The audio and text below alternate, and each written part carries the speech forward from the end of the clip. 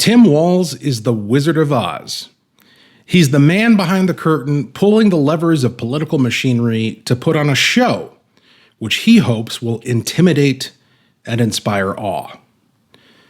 But in reality, he's just a man who has no magic to cast. A charlatan, a faker. And in the wake of one of Minnesota's greatest tragedies, the murder of children while praying in a Minneapolis church, he's hoping that you're gullible enough to believe the smoke and mirrors. But what he hasn't considered is who he's dealing with. This is 2025. The body politic has grown much more sophisticated in recent years, largely as a result of alternative media like this program and social media platforms like X. While the legacy media cowers in the wizard's hall, trembling at his projected might, the rest of us play the role of Toto, pulling back the curtain to reveal the sham. Stand by for a crucial civics lesson that will empower you to see the truth. Welcome to Closing Argument. 4, 3, 2. Closing Argument with Walter Hudson. Today's show is brought to you by Integris Risk Solutions. They stand ready in these uneasy times to provide real physical security for your HOA, school, or business. They employ former military and law enforcement professionals, canine units, advanced surveillance, all available affordably and on demand. Contact me at whudson@integrisrisksolutions.com or call 763-445-9482 to arrange a free, no-pressure consultation. It's been a week since a deranged shooter opened fire during a mass at Annunciation Catholic School in Minneapolis. 2 children, aged 8 and 10, were killed, and at least 17 others, mostly children, were injured. Now, you could be forgiven for feeling like it's been much longer than a week, especially since we've been on this emotional roller coaster and had turbulent news cycles that's proven exhausting in the days since. What our community needed, what the families needed, was quiet reflection, support, and an outpouring of love and solidarity. What they got instead was the immediate politicization of this tragedy, led by the political left and Democrats, both locally and nationally. Thoughts and prayers were mocked and disparaged. The identity and ideology of the shooter was papered over or outright defended. And politicians took immediate advantage of the opportunity to pivot from the actual root cause to the red herring of gun control. Democrats and gun control groups like Everytown were shamelessly fundraising within hours.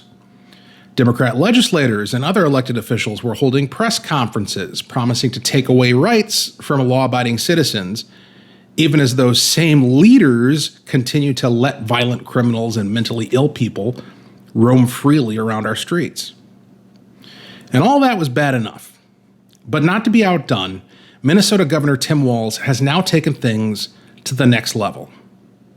The governor has declared his intention to call a special session of the Minnesota legislature for the purpose of passing gun control legislation that's so extreme that he wasn't able to get it passed 2 years ago when his party held both chambers. And he signaled to legislative Republicans that he has no intention of working with us to determine how such legislation, or any legislation, could actually get passed. Indeed, Walz has made it very explicit that his intention in this moment of grief and tragedy is not to accomplish anything at all. Rather, he says he wants us to take tough votes. In other words, what he's doing is entirely political. Now, I've had conversations with both current colleagues and former legislators who, despite their experience, did not fully understand the dynamics of this situation. And if they're confused, chances are you might be too. So I want to take some time here to lay out exactly what's going on, what you can expect in the coming weeks, and most importantly, why it's happening the way it's happening. Because again, as I outlined at the start, what we're dealing with here is smoke and mirrors, a grandiose light show meant to shock and awe, a projection of power and vigor which in reality does not exist. And that only works to the extent that you fall for the illusion. So let's pull back the curtain. In Minnesota, Our regular legislative sessions run from nearly the beginning of the year through the end of May, 5 to 6 months depending on the year. That's time to put together the state budget and to set policy for the state.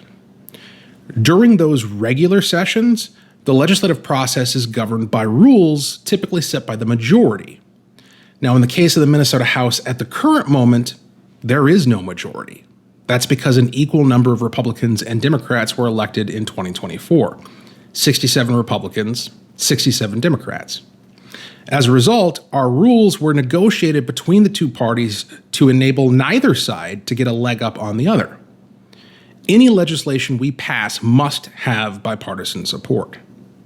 Now, during the regular session, the way we negotiated this historic situation was by working collaboratively with co-chairs in each legislative committee, determining which bills would move forward, and leaders of both caucuses, including the Republican Speaker of the House, Lisa Dameth, agreeing on which bills would come to the floor for a vote.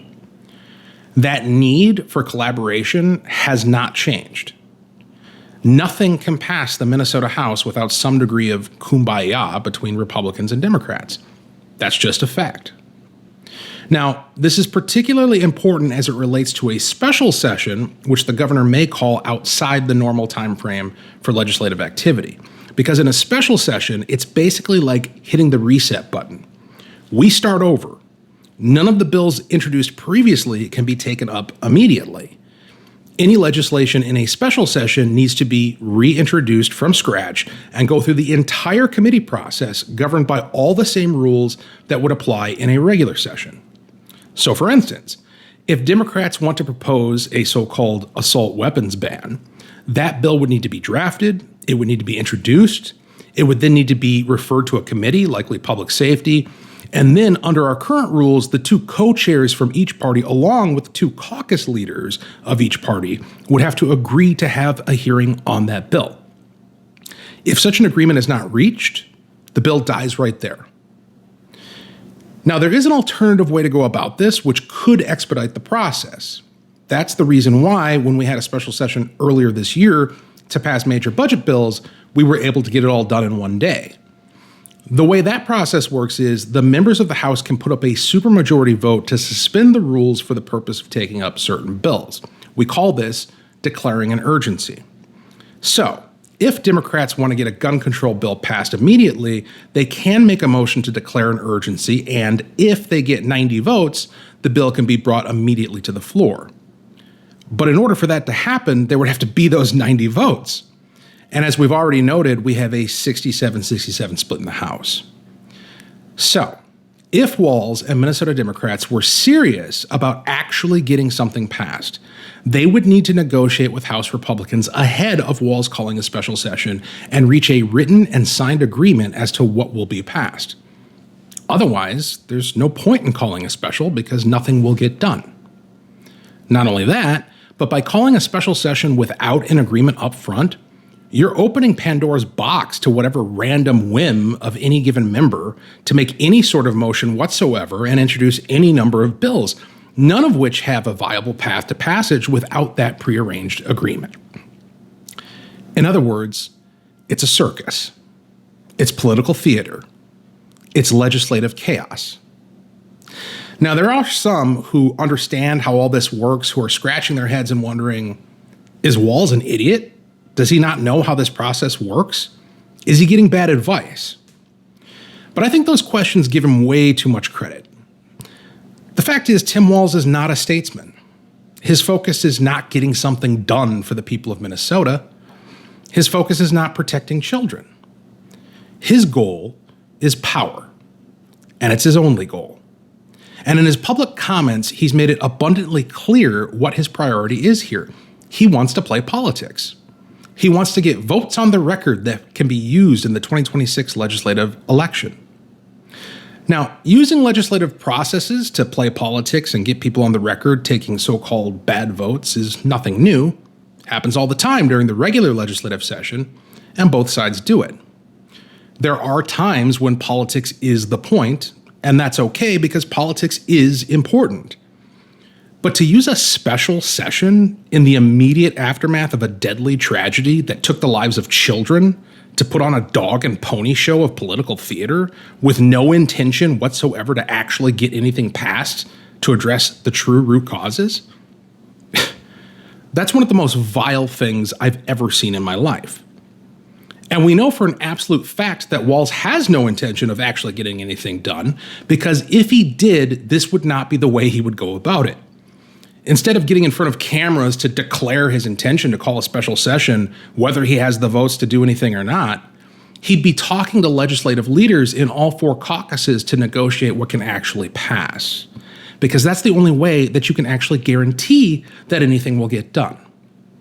But instead, Walz parades in front of the cameras and then reaches out to Republicans as an afterthought, not to see what we're willing to work on, but to inform us that he's going to call a special session, whether we like it or not. That is not an expression of good faith. That's a political stunt. And it's a political stunt taken in the immediate aftermath of a tragedy, which is utterly shameless. But hey, this is Tim Walz we're talking about. Utterly shameless might as well be the slogan on his lawn signs. Now, all this raises the question of how Republicans should respond. And I don't have the answer to that question. Different members have different districts and different political considerations that they have to take into account, and I don't envy some of them. But I can tell you how I'm going to respond. I'm not going along with the theater. I'm not going to pretend that this is a sincere effort to affect policy, because it's not. I'm not going to elevate considerations of decorum above the necessity to tell the truth and yank back the wizard's curtain. What Walz is doing here is reprehensible, and I'm going to take every opportunity available to highlight just how reprehensible it is. And I anticipate several points of order to be raised during floor debates in response to my truth-telling, because that's how Democrats respond to speech they don't like. But interrupting me with a point of order does not and cannot stop me from speaking. And every time they try, I just end up making them look worse, yet they can't help themselves. It's a bit like playing with a ball of yarn. The more knots they twist themselves in, the more fun it gets. And it helps to have the moral high ground, to be right, to tell the truth, because that's what they're really offended by. Now, I've seen a lot of calls on social media for Minnesota Republicans to boycott any special session. And I get it. Part of that comes from a desire to thwart this scheme, and part of it comes from frustration about the fact that House Democrats didn't show up to work for the first month of this year's regular session. What's good for the goose is good for the gander.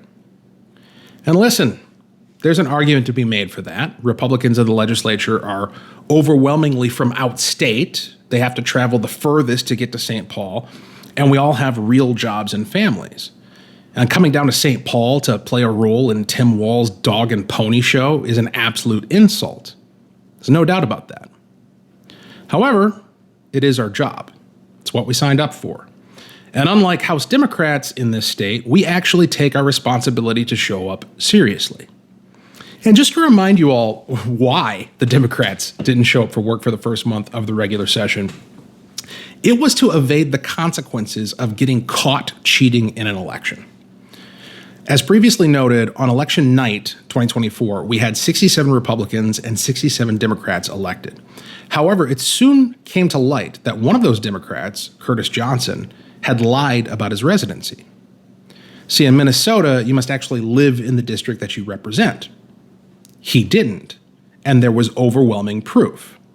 So a judge correctly ruled that he was ineligible to take his seat in the House. That meant that there would be a temporary Republican majority in the House, which meant we could get to elect the Speaker and run legislative committees for a period of time. Now, Democrats were unwilling to accept those consequences of their cheating, so they concocted a scheme to deny quorum in hopes of preventing the election of a Republican Speaker. But it didn't work out for them very well, because as it turns out, when voters elect you to do a job, they tend to expect you to show up for it. Now, Tim Walz tried to provide them cover by illegally calling a special election to fill Johnson's seat outside the statutory timeline for doing so, but a judge slapped down that scheme too.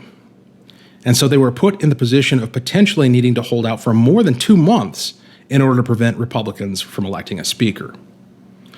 Ultimately, the political cost of holding out that long proved too much to bear, even for shameless Democrats, and so they came crawling back to work, and Lisa Dameth was elected Speaker of the House.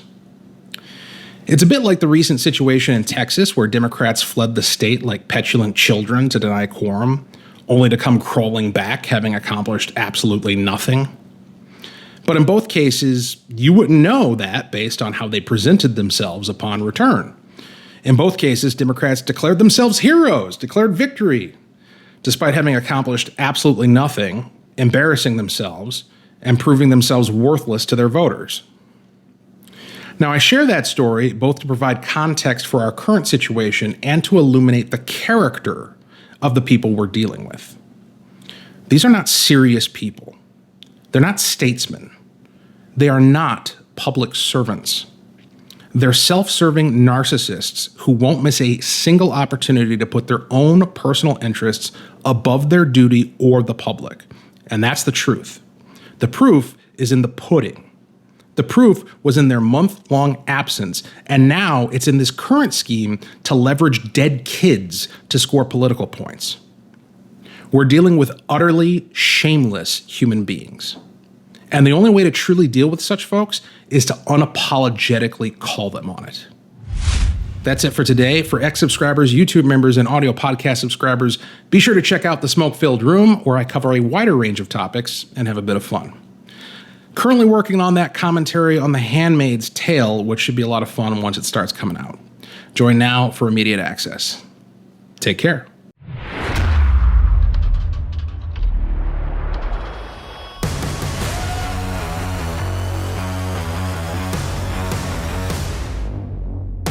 Our agents receive extra training over, way and above the state minimum standards in order to be able to respond to any issues and be able to handle all situations. In an uncertain world today, Integris can provide solutions to help put a little certainty back into our daily lives. Law enforcement used to provide resource officer positions throughout a series of schools and rotate around providing security. Now they're so short-staffed that they're having a really hard time covering schools. It doesn't need to come to where we have an active shooter for them to take steps to privatize security within the school so they can fill those security gaps. Integris Risk Solutions ownership is comprised of a combination of a former special operations sergeant, assistant fire chief, federal law enforcement officer, former Army officer. That unique combination has allowed us to provide solution to various clients. Our agents are level-headed, they're able to de-escalate when they need to, and they know when to act and when to be still. That's the Integris difference. We'll get into training, providing active shooter training,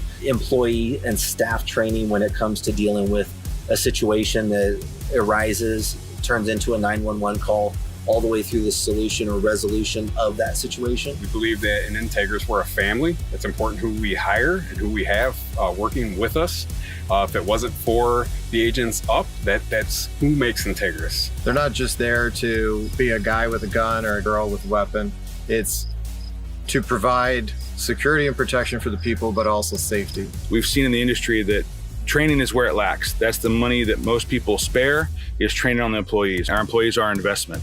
And so we want to invest as much training, as quality training as we can, because a better trained employee can respond to a situation more methodically with a clear head. Final product of that is a superior service to our client. And again, with integrity and being transparent, and to our client, both to our agents and our client, that family sense and that pride in our training and bettering ourselves daily, we're providing top level quality to our clients. We can support after-school events such as basketball, football games, proms, off-site proms. It doesn't matter what it is.